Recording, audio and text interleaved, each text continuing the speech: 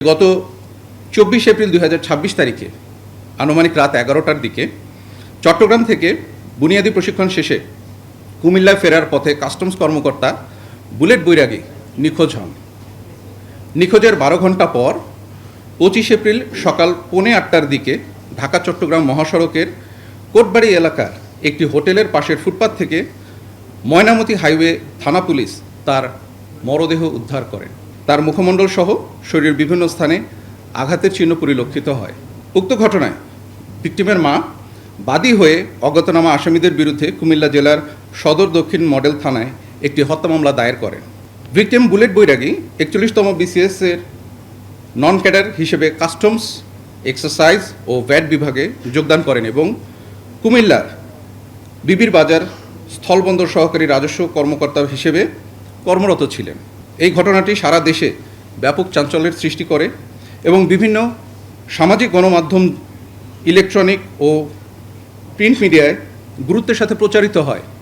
উক্ত ঘটনার সাথে জড়িতদের আইনের আওতায় নিয়ে আসার জন্য র্যাব এর বিভিন্ন টিম নিয়ে সাথে সাথেই মাঠে নেমে যাই আমরা আমাদের কাজ করতে।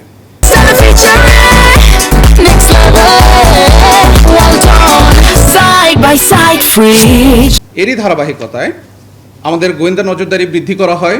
সে সময় তাদের মাধ্যমে আমরা তথ্য প্রযুক্তির সহায়তায় এবং আরও কিছু প্রাপ্ত গোপন সংবাদের ভিত্তিতে গত 26 এপ্রিল 2026 তারিখে র্যাব 11-র একটি আভিযানিক দল কুমিল্লা জেলার বিভিন্ন এলাকায় অভিযান পরিচালনা করে এবং অভিযান পরিচালনা করার মাধ্যমে উক্ত হত্যাকাণ্ডের সাথে জড়িত অভিযুক্ত মোহাম্মদ সোহাগ, ইসমাইল হোসেন জনি, ইমরান হোসেন হৃদয়, রাহাত হোসেন জুয়েল এবং মোহাম্মদ সুজনকে কুমিল্লা হতে গ্রেফতার করা হয় এবং এই হত্যাকাণ্ডের সাথে সংশ্লিষ্ট একটি সিএনজি, চাপাতি, সুইচ গিয়ার, ফোর্জিং হ্যামার এবং অন্যান্য দ্রব্যাদি উদ্ধার করা হয়। প্রাথমিক জিজ্ঞাসাবাদে জানা যায় যে গ্রেফতারকৃতরা একটি সংঘবদ্ধ অপরাধ চক্রের সক্রিয় সদস্য।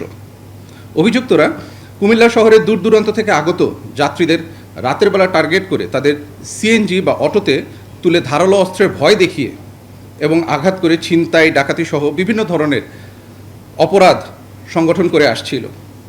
ঘটনার দিন অর্থাৎ 25 এপ্রিল 2026 তারিখে রাতে গ্রেফতারকৃতরা সিএনজি নিয়ে কুমিল্লা জেলার জাগরঝুলি বিশ্ব রোড এলাকায় ছিনতাইয়ের উদ্দেশ্যে অবস্থান করছিল।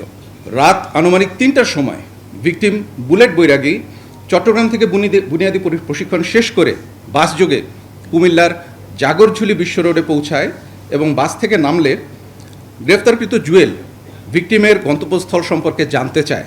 তখন ভিকটিম জাঙ্গালিয়া যাওয়ার কথা বললে সিএনজির পেছনে যাত্রী ছদ্মবেশে থাকা গ্রেফতারকৃত সোহাগ ও হৃদয় ভিকটিমকে তাদের পাশে বসতে বলে। সিএনজিটি জাগরঝুলি হতে জাঙ্গালিয়ার উদ্দেশ্যে রওনা দেওয়ার পর গ্রেফতারকৃত সোহাগ ও হৃদয় মিলে ধারালো অস্ত্র দিয়ে ভিকটিমকে আঘাত করে ও ভয়ভীতি প্রদর্শন করতে থাকে। এ সময় গ্রেফতারকৃতদের সহিত ভিকটিমের ধস্তাধস্তিও হয়। ধস্তাধস্তির এক পর্যায়ে অপর অভিযুক্ত জনি চাকু বের করে ভিকটিমকে ভয় দেখায়, মারধর করে এবং ভিকটিমের সাথে থাকা নগদ টাকা, মোবাইল ও অন্যান্য মালামাল জোরপূর্বক ছিনিয়ে নেয়।